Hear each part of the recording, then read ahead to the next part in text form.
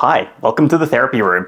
I want to give you a little bit of a tour of the place and kind of explain why everything is where it is and why I have certain things in the room, because it's all kind of purposeful. My name's Dante, I'm a registered psychologist, and let's get straight into it.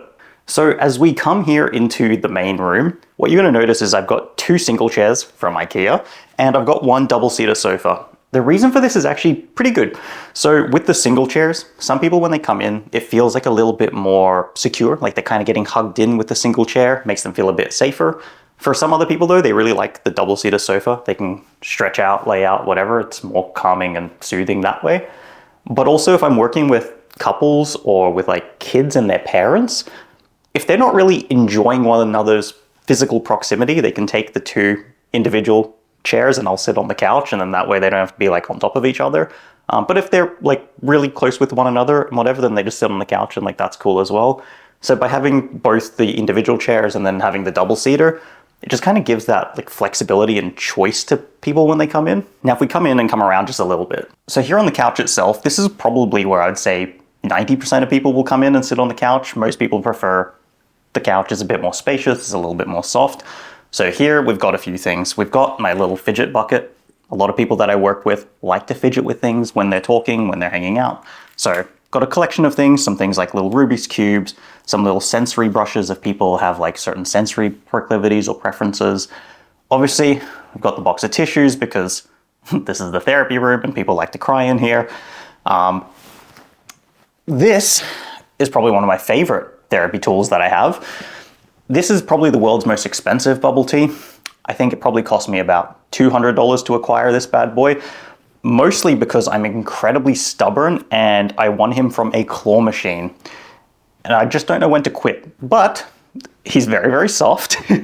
And a lot of people really, really like to fidget and just play with this bubble tea when they're in here. So getting my value for money somehow with it. Got a little blanket over there if people are getting a bit cold. And just here, not sure if you can see this one, but I've got, some paper, I've got some pencils for doing some drawing and whatever else. Over there, a little bit out of camera shot as well, I've got a lot more pens and felt pens and whatever else for doing like drawing and things like that too. But let's swing around back that way. So over in this part of the room, I've got my good old printer, just for printing out like worksheets, documents for doctors, occasionally coloring in stuff for kids, just normal printing stuff really. I've got my whiteboard, which similar to the pencil and papers over there, is just for like doing some drawings or writing with kids. I would say mostly what I use the whiteboard for though is more so with teens and adults. When we're talking, like me and the client, sometimes we want to write things down so we can reference it throughout the session without forgetting about it. Or I might draw diagrams and things like that to explain certain concepts related to the brain, related to psychology and whatever else. So whiteboard's really nice. This though, I really like this. This is like a little table on wheels and it has a little lever and it comes up and down. I keep my iPad and my laptop on here, and this is really cool because if I'm doing telehealth with clients, I don't have to like go to another room. I can just wheel this table in front of one of the chairs in the room, open up my laptop, and now I have a telehealth setup for doing video calls. This was really good. Let's rotate around and I want to show you some of the play therapy supplies and tools and games and kind of give a little bit of an explanation of them, and maybe I'll just run you through some of the ones that I use the most. All right, so this is the play therapy supply cupboard. Obviously the whiteboard and where we were is just there. I'm going to pull you in here with me in just a second, but it's pretty much this kind of a section here. There's a big variety of stuff here, and so I'll just kind of run you through some of the more common things that I use. All right, let's start up high and work our way down. So up here, I've got like some emotional face cards for like working through with kids, recognizing emotions, telling stories about emotions.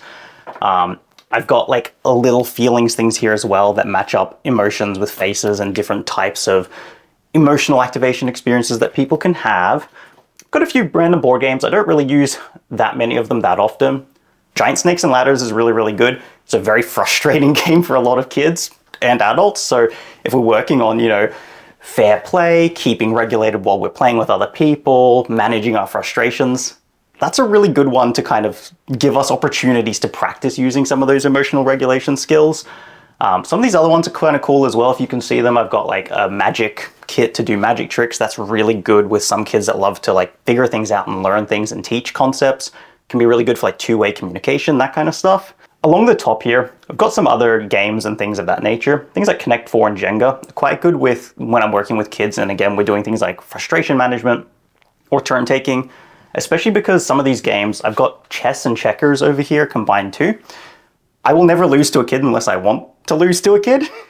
But sometimes I want to let them win, sometimes I want to let them lose, and I can kind of dictate how frequently they're going to lose.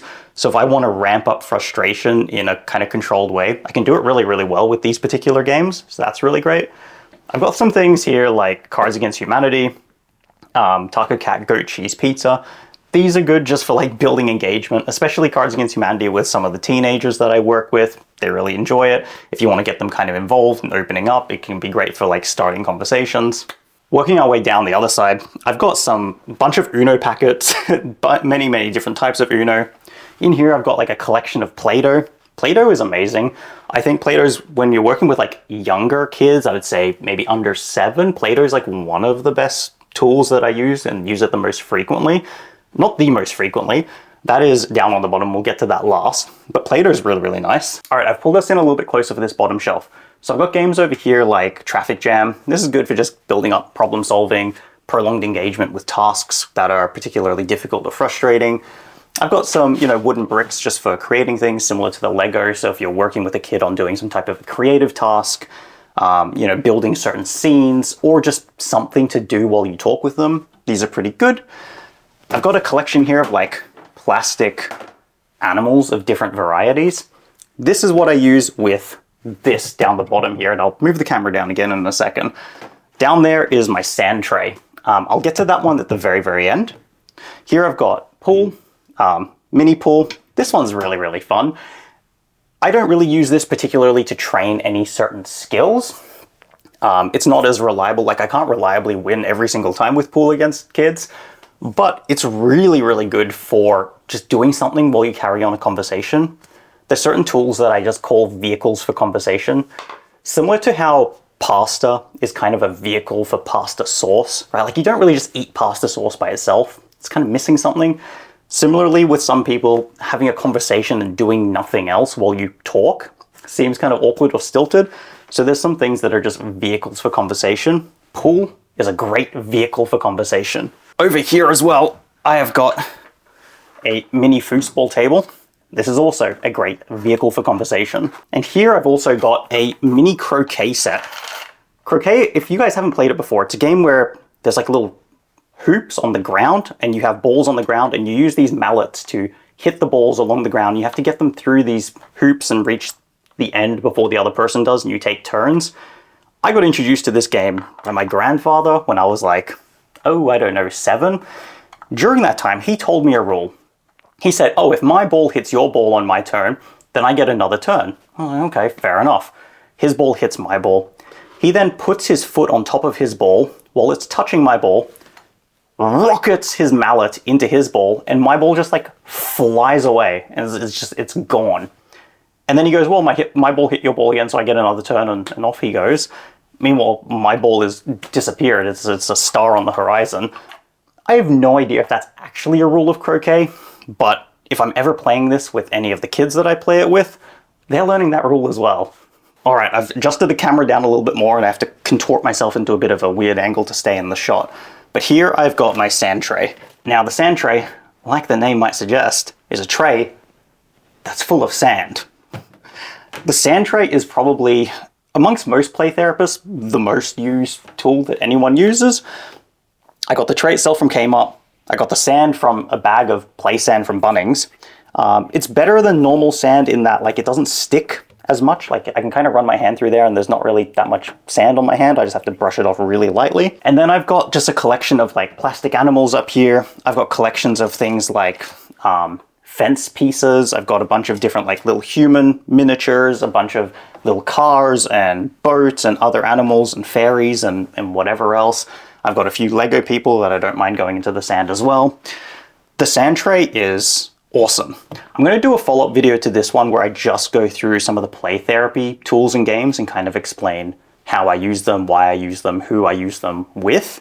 But the sand tray gives so much versatility. You can create scenes with people, you can create narratives and stories, they can play out events that have happened in their life. You can do so much with a sand tray. I know some people also use it with adult clients. I don't. I mean, if someone asked me to, I'd pull it out. Or I guess if someone was really, really stuck and not making progress, it's something that I could consider, but to date, I don't think I've ever actually had to. All right, and let me rotate us one more time. Just over to here, I have got my giant cheese and my giant banana.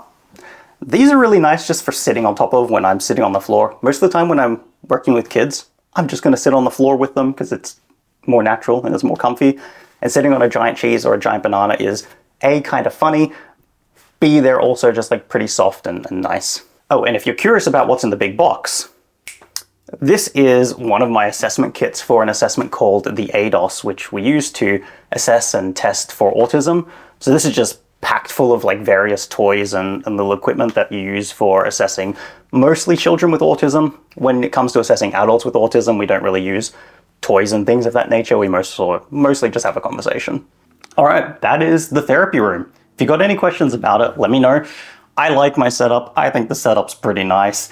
Quite a bit of thought has gone into it. I think I've eliminated everything that is kind of unnecessary. I've kept all the things that I use really, really frequently. I think it's just like a very efficient, but also like very cozy and comfy feeling space. I hope you've enjoyed the tour. As I said, the next video, if you're more curious about some of the play therapy stuff, I'm gonna do a video kind of going through each of the different toys that I use the most with kids and kind of explain like what their purpose is. But yeah, if you wanna see that one, wait, and it'll come out soon. Bye. Oh, and one other really kind of cool little thing that I want to show you guys is if you look right down here, along the wall, there is actually a very small LED strip. And that is all the way around the room, all around the bottom skirting board. What this does is whenever there's 5 minutes left of an appointment time, these LED strips will just turn on automatically and slowly light up. This way, no one has to keep track of the time. No one needs to keep looking at a clock. There don't have to be any alarms going off and disturbing things. We can just be talking, having an appointment, having a session. I can be engaging in art with a kid, or I can be talking with an adult. And then just when there's a 5-minute heads up warning, these lights will turn on. It's just like a little gentle reminder for me and the person that I'm working with that time's about to be up, and it's very non-disruptive, and I love this.